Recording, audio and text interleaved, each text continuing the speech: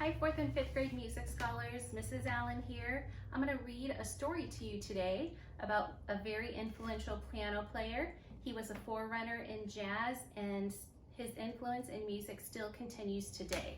So I'm going to put my book down on the table so we can get started. So this is Duke Ellington, written by Andrea Davis Pinkney and illustrated by Brian Pinkney. This book received a Caldecott Honor Award and also the Coretta Scott King Award. Duke Ellington, the Piano Prince, and his Orchestra. I should also point out to you that this book is an AR quiz book, and at the end of the video, I'll give you the quiz number and book level so you can work on your AR goal. You ever hear of the jazz playing man? The one with the cats who could swing with his band? He was born in 1899 in Washington, D.C., born Edward Kennedy Ellington. But wherever the young Edward went, he said, "Hey, call me Duke." Duke's name fit him rightly. He was a smooth-talking, slick-stepping, piano-playing kid. But his piano playing wasn't always as breezy as his stride. When Duke's mother, Daisy, and his father, J.E., enrolled him in piano lessons, Duke didn't want to go. Baseball was Duke's idea of fun, but his parents had other notions for their child. Duke had to start with the piano basics, his fingers playing the same tired tune, 1 and 2 and 1 and 2. Daisy and J.E. made Duke practice day after day. To Duke, 1 and 2 wasn't music. He called it an Uppity Dump sound that was headed nowhere worth following. He quit his lessons and kissed the piano a fast goodbye. Years later, on a steamy summer night, Duke heard that Uppity Dump played in a whole new way. Folks called it ragtime, piano that turned Uppity Dump into a soul-rousing romp. The ragtime music set Duke's fingers to wiggling. Soon he was back at the piano, trying to plunk out his own ragtime rhythm, 1 and 2 and 1 and 2. At first, this was the only crude tinkling Duke knew. But with practice, all Duke's fingers rode the piano keys. Duke started to play his own made-up melodies, whole notes, chords, sharps, and flats, left-handed hops and right-handed slides. Believe it, man, Duke taught himself to press on the Pearlies like nobody else could. His 1 and 2 Uppity Dump became a thing of the past. Now playing the piano was Duke's all-time love. When Duke was 19, he was entertaining ladies and gents at parties, pool halls, country clubs, and cabarets. He had fine as pie good looks and flashy threads.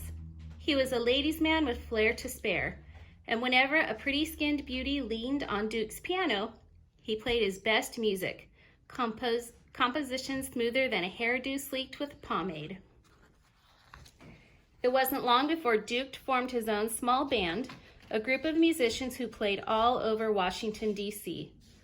But soon they split the D.C. scene and made tracks for New York City, for Harlem, the place where jazz music ruled.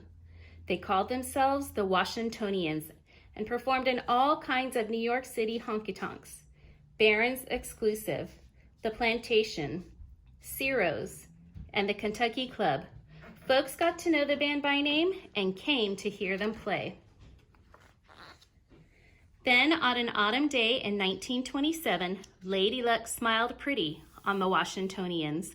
They were asked to play at the Cotton Club, Harlem's swankiest hangout, a big-time night spot.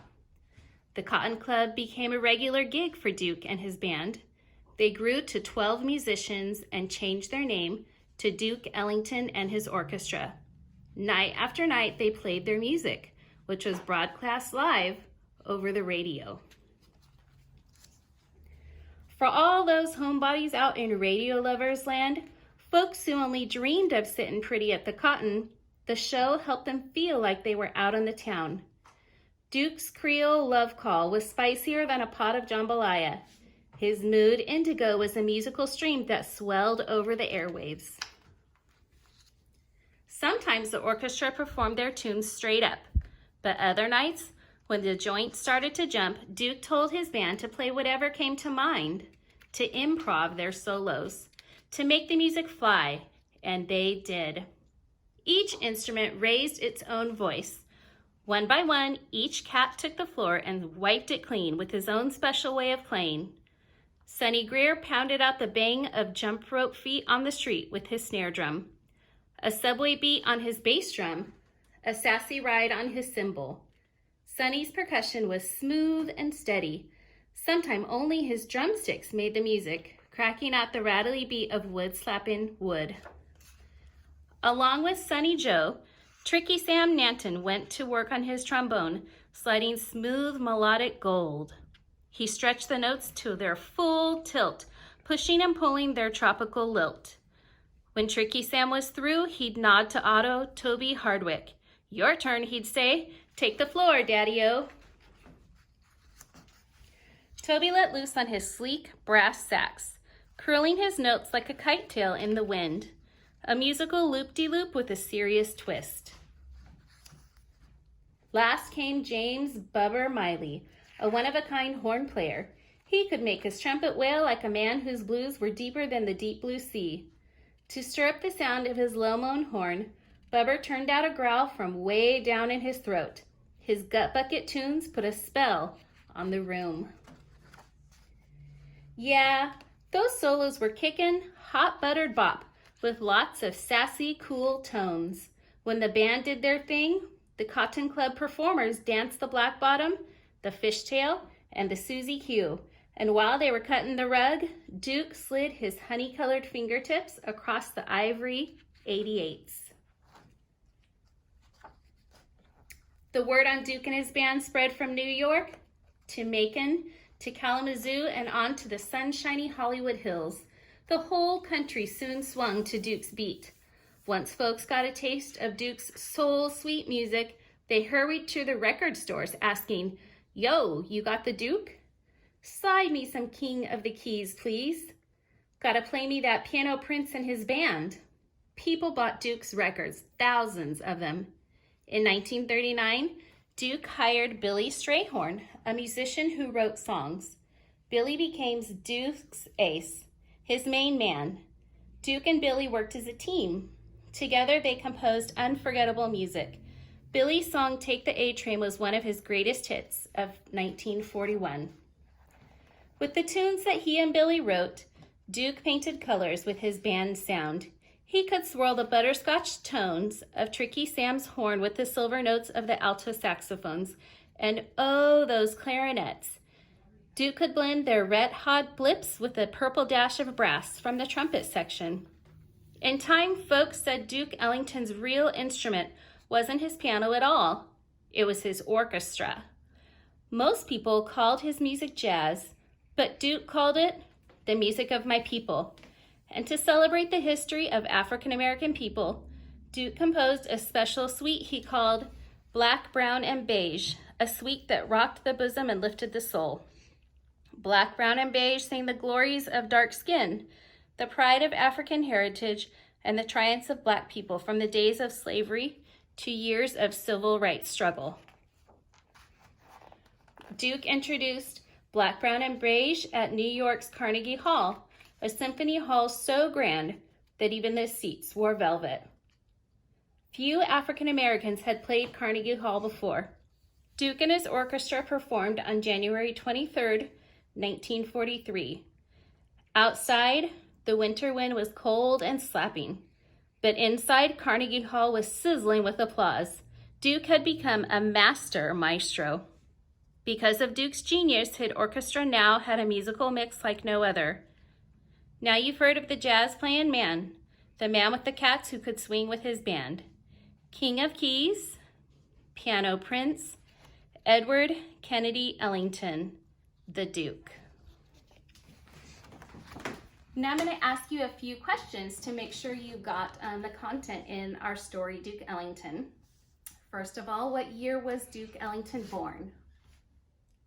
If you thought 1899, you're correct. What state was he born in? Duke Ellington was born in Washington, D.C.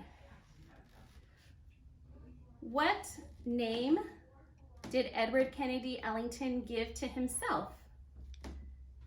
The correct answer is the Duke. What did Duke Ellington really want to do instead of take piano lessons as a kid?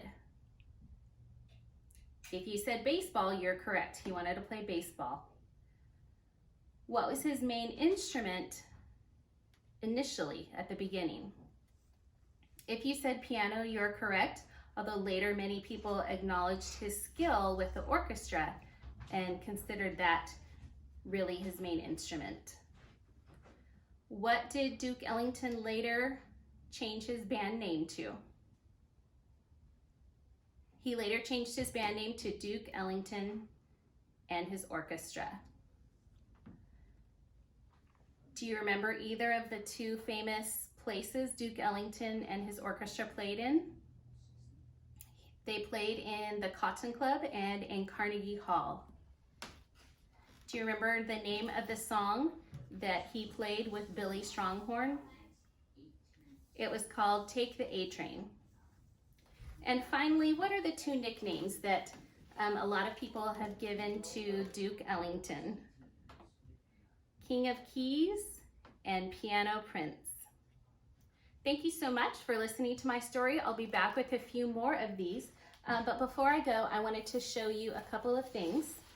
First of all, the Duke Ellington book that I just read to you is a level 5.0 book, and you can take this quiz to help you meet your AR goal for this trimester. And here is the quiz number, 28077. So you can pause the video and write that down or look it up in AR Finder.